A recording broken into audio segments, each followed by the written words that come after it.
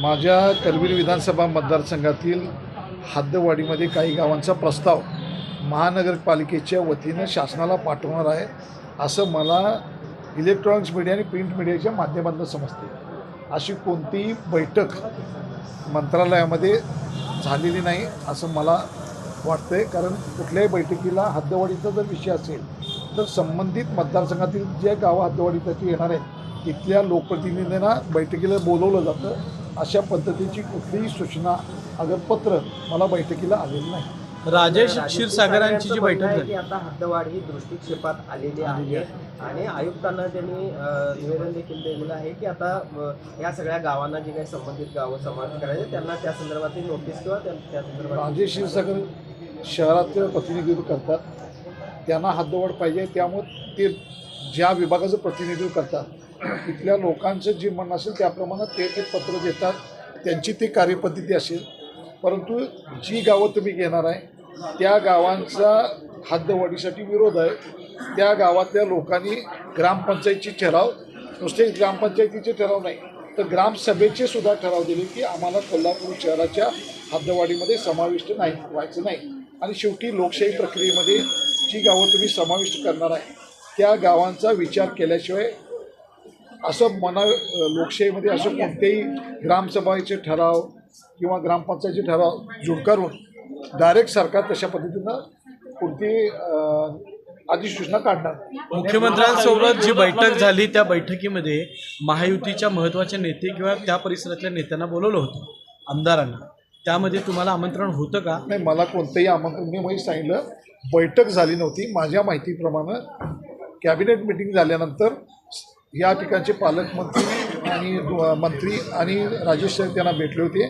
अशा अधिकृत बैठक कोणती त्या ठिकाणी झाली नाही। विरोध असताना हद्दवाढी अटळत आहे सगळ्या नेत्यांचं यावर सहमत आहे, नाही कोण सहमत आहे आणि कोण नाही सहमत आहे ह्याच्यापेक्षा ज्या गावांना तुम्हाला हद्दवाढीमध्ये समाविष्ट करायचं आहे त्यांची संमती आहे का नाही बघितलं पाहिजे ना। एखाद्या ठिकाणी लग्न करत असताना मुलग्याला आणि मुलगीला दोन्ही पसंत पाहिजे, त्याशिवाय होत नाही।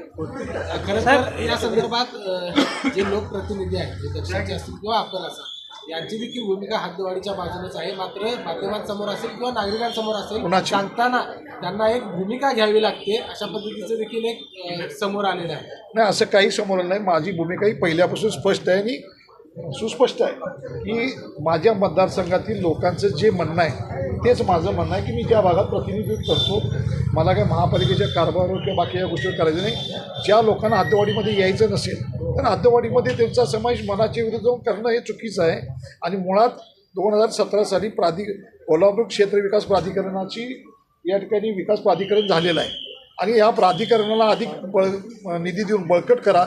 मी स्वतः 2000 कोटी रुपयाची या 42 गावासाठी निधी लावा आणि बैठक बोलवा आणि DPR करा आणि गावं विकासात्मक करा, अशा पद्धतीची मागणी या ठिकाणी मी मुख्यमंत्र्यांनी उपमुख्यमंत्र्यांच्या केली। साहेब, जे लोकप्रतिनिधी शहरात राहतात मात्र हद्दवाढीला विरोध करतात असा एक मतप्रवाह आहे। असं काही नाही, कुठं राहावं हा ज्याचा त्याचा प्रश्न आहे। अनेक लोक शहरात राहतात, अनेक लोकांची असं म्हणणं चुकीचं होईल। अनेक लोकांच्या शहरात राहण्याच्या शेती ग्रामीण भागात आहेत की, फार्म हाऊस तिकडं आहेतच की, असं काय म्हणणं चुकीचं आहे। असे वादग्रस्त प्रश्न होऊ नये, सगळ्यांना एकत्र घेऊन समावेशपणा निर्णय घेतला पाहिजे। प्राधिकरण केलं आहे, जी सूचना प्राधिकरण ज्यावेळी केलं, आज प्राधिकरण अस्तित्व असताना हद्दवाढ कशी करता येईल? मुळात प्राधिकरण निर्माण झालेलं आहे ना, त्याचं पण मग ह्यातली गावं काढून तुम्ही त्यात कसं देता? हा तांत्रिक मुद्दा आहे। याच्यामध्ये लोकांच्या मनाच्या विरोधात जाऊन कोणतीही घटना करू नये। शेवटी मला त्या विभागातला लोकप्रतिनिधी असल्यामुळं जे लोकांचं म्हणणं आहे आणि गावांचं म्हणणं आहे त्याच्याशी मला कायम मी त्या शहरातल्या नेत्यांना हद्दवाढीची घाई झालेली आहे। नाही, असं मला वाटत नाही घाई म्हणा किंवा नाही म्हणा, ज्याच्या त्याची विचार ज्याच्या मतदारसंघाप्रमाणे त्यांना ती कल्पना आहे। परंतु आता जिल्हा परिषदेचे मतदारसंघ आता निवडणुका लागणार, या निवडणुका एवढ्या घाईमध्ये काही निवडणूक आयोगाचे निकष पण आहेत, काही कायदे आहेत, त्यांना अनुसरून या ठिकाणी थोडं गडबडीचं वाटतं।